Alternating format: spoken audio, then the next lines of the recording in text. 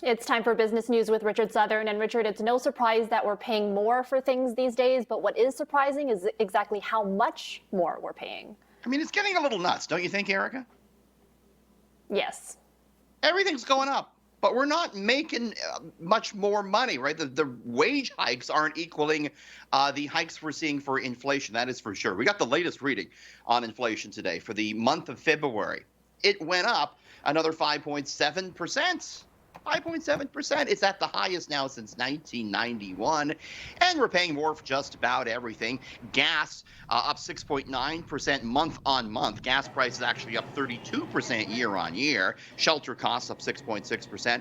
Yeah, groceries are costing a lot more. Specifically, beef prices are up 11.7%. Chicken up 10.4%. This is year on year. Eggs up 6.9%, and bread is 3.7% more dear today than it was in February of last year. So what do you do to get inflation in check?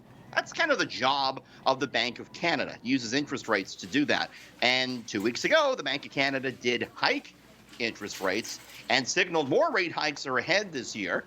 So it's kind of a double-edged sword. We're going to hike rates to get inflation under control, but that's also going to make, variable rate mortgages cost more. So we're back to where we started, Erica. It's not good.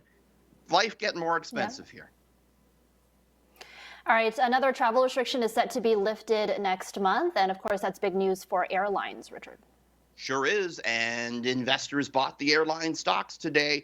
Erica, sources telling City News that vaccinated travelers, will no longer require a negative COVID test to come into Canada as of April 1st.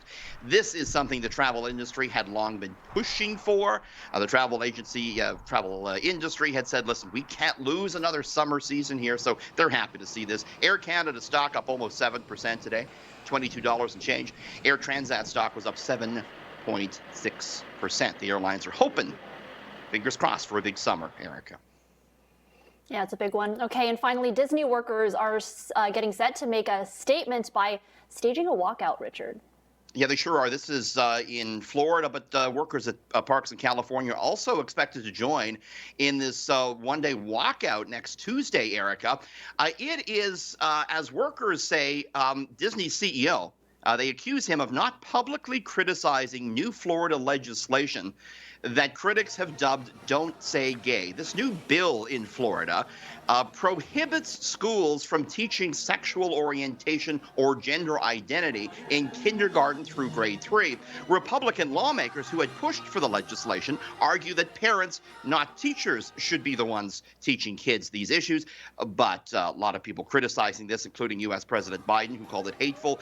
Many argue it demonizes LGBTQ individuals. It took Disney CEO Bob Chapek several weeks to criticize this and to protest that. Disney workers staging a one-day walkout next Tuesday. Erica, Disney is the largest private sector employer in Florida. Its stock was higher on Wall Street today. Should mention real quick, too, before we go, price of gas set to go down another 6 cents at midnight tonight here in the GTA. Good news for drivers. Okay, thanks for that report, Richard. That's business editor Richard Southern.